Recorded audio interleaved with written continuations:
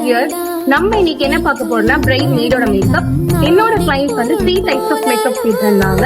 For engagement, reception and marriage. அவங்க கேட்ட மாதிரி 3 டிஃப்ரெண்ட் லுக்ஸ் கொடுத்துருப்போம். HD, glam and classy. கண்டிப்பா உங்களுக்கு பிடிக்கும்னு நினைக்கிறேன்.